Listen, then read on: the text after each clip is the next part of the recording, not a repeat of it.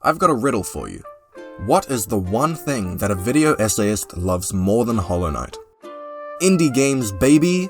They're great. I don't have to give you the whole spiel, you already know what they are. So in this video, I'm going to play 6 underrated indie games over the course of 1 month. People like to throw that word around a lot, underrated. But all of the games I'm showing you today have less than 1,000 reviews on Steam at the time of writing, which means, statistically, you probably haven't played them. On August 5th, I beat Lovely Planet.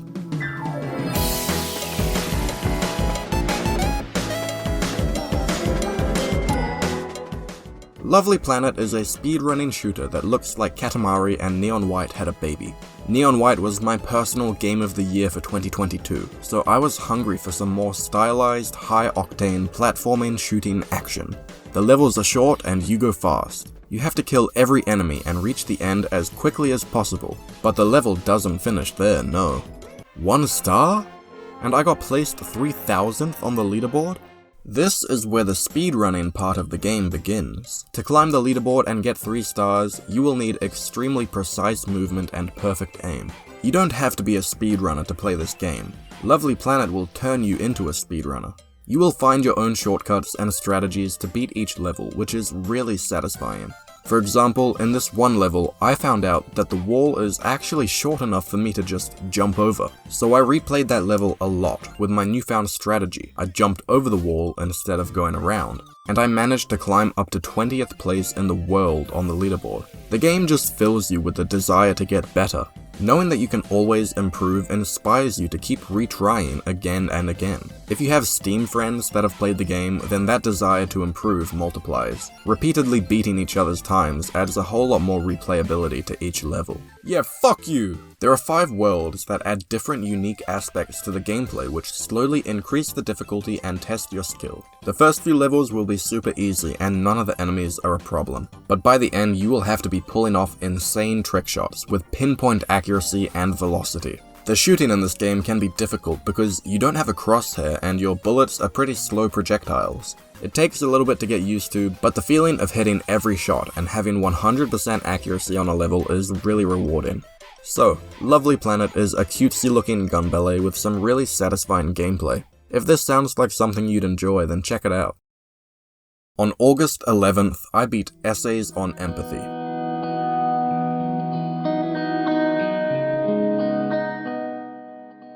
Essays on Empathy is a collection of 10 small games all created by Deconstruct Team, a developer that I had not heard of until now. However, playing this game put them on my radar and I will definitely be keeping an eye out for any future games they make.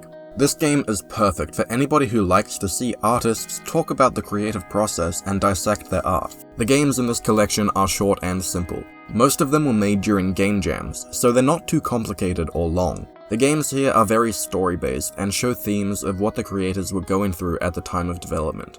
They all have a similar style, which you get used to as you play more of the games. But each game is paired with a documentary video that will take you behind the scenes with the creators. I loved being able to hear the trio of developers talk about each piece. In their videos, they cover a wide range of topics, like creating in a language that's not your own, or representation in video games, or the mental struggles that they personally had creating each game. They also talked about parts of the games that they liked or didn't like. I loved being able to get a timeline of the games, and get a behind-the-scenes insight from the developer. Watching the videos after playing each item in the compilation was an experience that no other game has given me before. It feels like you get to know the artists, which deepened my respect for each game. It's just very real. This aspect of Essays on Empathy brought the whole collection together. It separated itself from being some random itch.io bundle. No offense. This isn't just a game. It's an introspection.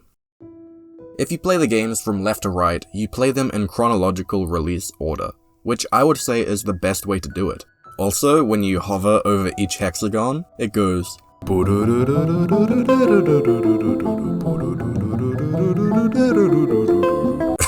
Anyways, I would have dropped Essays on Empathy after playing the first game, Underground Hangovers, which is a Metroidvania while most of the other games are highly narrative-focused experiences. To be honest, I didn't care for it at all, but then I watched the video and was able to see the faces of the creators. Hearing them basically say, yeah, this one is pretty shit and it can be real obscure, I'll be surprised if anyone can beat it, was interesting. They knew this first game was not really great. They knew it was different to the rest, but they left it in the collection, because Deconstruct Team were not trying to make a collection of 10 perfect games.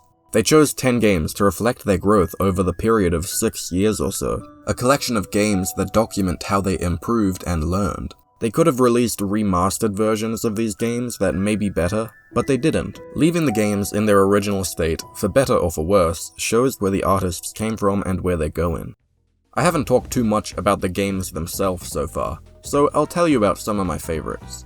Zen and the Art of Transhumanism is a game where you try to improve the human race with little cyberpunk upgrades. It's about being forced to suppress your desires, and there's a fun sculpting/pottery minigame. Behind every great one is my personal favorite in the collection. I have a lot I could say about this game, but I will keep it simple. The theme for this game was running out of space, and the ways that the developers show it during the game are incredible. There was a very specific type of feeling that they were trying to convey, and they did it perfectly. It's a prime example of video games being used to the medium's fullest potential. Eternal Home Floristry is a chill vibes, relaxing game about a hitman hiding out in the back of a flower shop. You create pretty bouquets and have conversations with the old man that runs the place. De tres al cuarto is a game that is exclusive to this collection. You play as a couple of stand-up comedians trying to make it big, but you're not that good. Half of the game is a deck-building comedy show, and the other half is spent hanging out together on the beach or at a bar talking with your comedy partner. These 4 are probably my favorites in the collection, but there are a bunch of others that I didn't mention. Yeah, all of the games are not perfect. Some of them were not my style at all, but to be able to play through these 10 works in chronological order was an amazing experience. Seeing the ways in which the developers improved and expanded on their formula was so inspiring. If that sounds like something you would enjoy, then check out Essays on Empathy. On August 15th, I beat Immortality.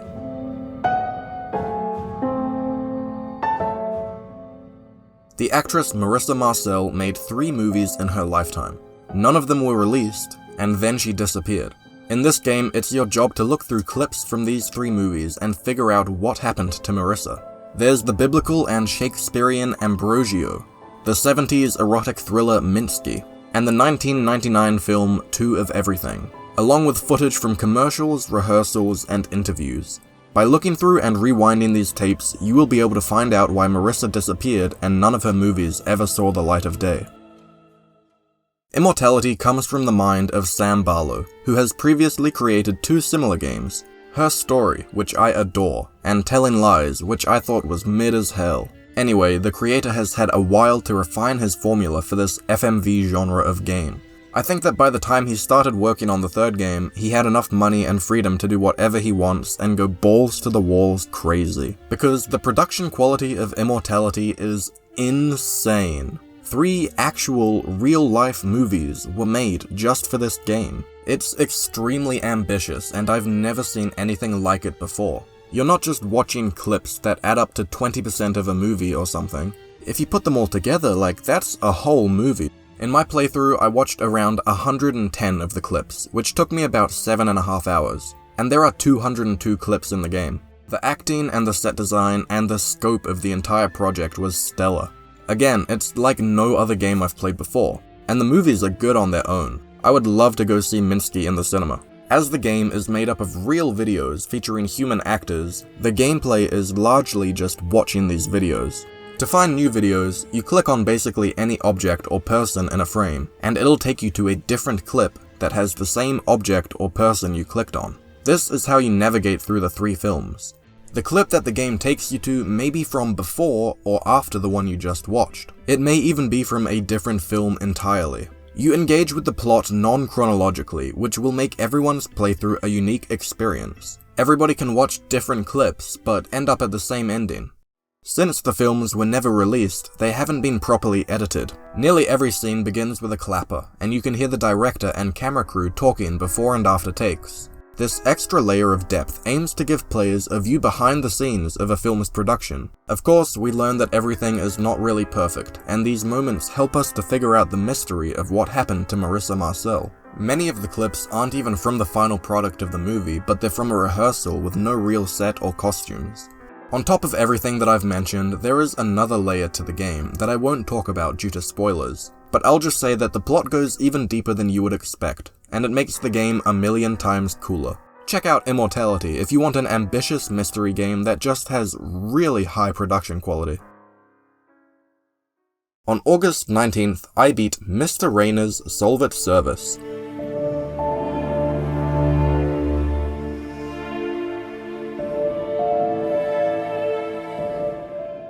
This game is a text-based adventure from the mind of Etheraine. She created Hello Charlotte 3, which is one of my favorite games, and I think that you should all play it. Mr. Rainer's is an abstract game about these little creatures called Raincoat Hurians. You play as Ular, who wakes up and doesn't really seem to understand what's going on. He doesn't know what this land is or how he got here. He looks just like all the others, but he doesn't seem to fit in with them or understand their culture. You meet a cast of wacky characters and go on an adventure across the land of Hyur, which is made up of a bunch of interconnected domes. I was really impressed by the setting and the atmosphere of this game. Just like Etheraine's other games, the world building here is on point. There is so much depth and liveliness to this fictional place. It reminded me of Metro 2033, honestly. That game had such incredible atmosphere, and the world really felt lived in. Every inch of it was packed with history. And this game made me feel the same way. Except the Metro in this game is like a giant slug thing, and it'll suck you up and then carry you to the next dome. A large part of this atmosphere comes from the 1200 plus beautiful hand-drawn images. The artwork is amazing and brings so much life to the world. Being able to see the different environments and the thousands of little creatures strolling around in them really immerses you in this weird dystopian world. The story of the game is really good, although it can be hard to follow exactly what's happening at times. The story has themes of feeling out of place in your own body. Our main character Ular doesn't know why, but he can tell that he's different from everybody else. The game is also about not being able to perform to everybody's standards, but not knowing why you're unable. It's also about just generally feeling lost in the world, or that you have no value.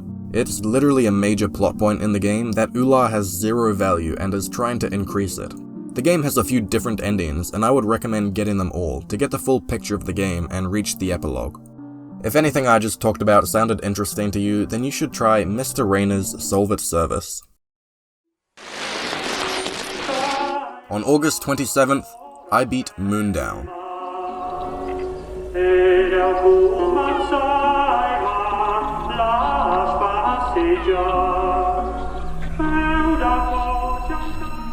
Mundaun is a 2021 folk horror set in the Alps. You play as a man visiting his old hometown of Mundaun Village for his grandfather's funeral. He apparently burned to death along with his barn, but after you do a little bit of investigating of your own, you realize that there is something much larger at play. This game will take you on an adventure across the Alpine village as you learn about this town's history and your grandfather's role in it all. However, during the game, various creatures that are based on real folklore will get in your way and try to stop you from finding out the truth.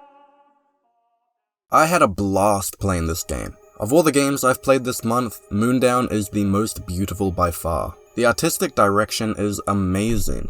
The game is in black and white, if that was not already apparent enough from these clips. The landscapes, mountains, and lakes all look stunning. I always had to stop and look at the pretty reflection in the water or gaze up at those two giant black spikes at the summit of the mountain. It reminded me a lot of Skyrim's environments. Part of its beauty will come from the pencil-drawn art style. Every texture in the game is actually hand-drawn with pencil and then scanned.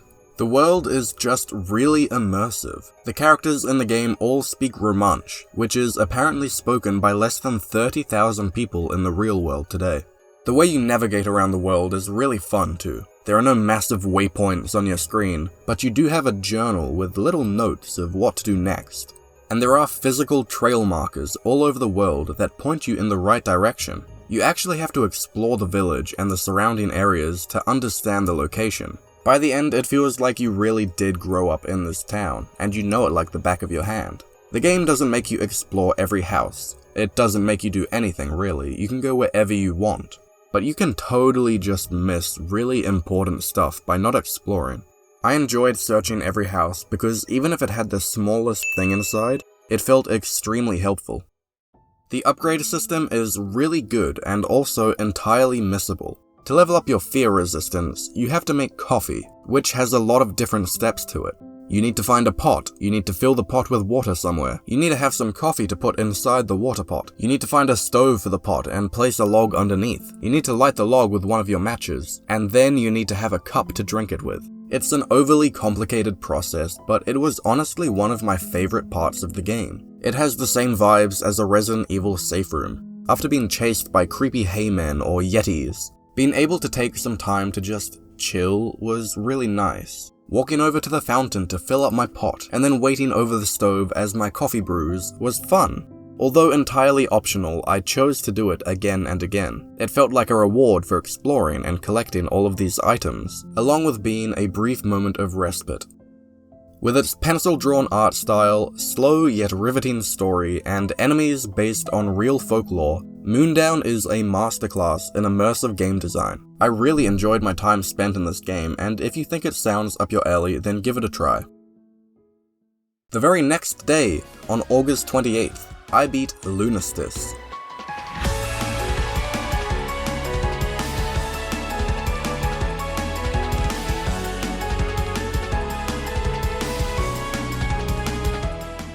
Lunistice is a 3D platformer with an art style inspired by the PS1 and Sega Saturn era of gaming. This polygonal platforming adventure is full of good energy and jolly times. You play as a cute little tanuki called Hana. There is a story in the game, but I have no idea what it is. I think you're like plugged into the Matrix and parkouring through your dreams? I don't know, there's only one cutscene and it's not important. What is important are the fun levels and platforming. You only have a few moves, triple jump and attack. I guess that's only 2 moves actually. But the game uses them well. It's simplistic, but it doesn't need to be anything more. This is not an insanely difficult rage game. It's more of a delightful stroll through a flowery garden at sunset. You can just boot this up, play a few levels, and you'll walk away happier than you were before. The 7 areas only have 2 stages each, like the original Sonic games, so you're never hanging around one location long enough for it to get boring. Each area has a unique look to it and different obstacles for you to jump on. The levels are built with replayability in mind, having lots of collectibles for you to gather. At the end of each level, you get graded on how many cranes you collected and how many times you died, so you can always go back and try to get the S rank. After completing Lunistice, you can replay it as different characters who have different abilities. The game is clearly made with love for a very particular era of gaming. In the credits, the creator states that the game was originally going to be a 1-month-long project they work on in their free time. However, they worked on the game for over a year, and I'm glad they did because it's extremely polished. Lunistice is oozing with an affectionate fondness for the 5th generation consoles. By the way, the game is like 3 hours long. It never overstays its welcome, you quickly move from level to level until you're at the end of the game. And it's only a few bucks, so you may as well get it in the next Steam sale. If you like the look of this gameplay in the background, then you should play Lunistice. So, that's it. It's the end of the month now. I played 6 indie games that are maybe getting a little less love than they deserve, and I had a great time. Hopefully I inspired you guys to try out some of these games. If you have any suggestions for indie games that I should try in the future, then leave them in the comments below. Before you leave, I made a review of Oxenfree 2 recently, and I put it on my second channel, More Game Opinions. It's a quick 5-minute review, so if you want to hear me talk about another indie game, then go check out that video. It should be on the top right of your screen now, and I'll also put the link in the description. And while you're over there, make sure to sub to the second channel, just in case I ever put some more content on there. And if you want to hear me talk some more about video games in the future, then consider subscribing. Thank you for watching.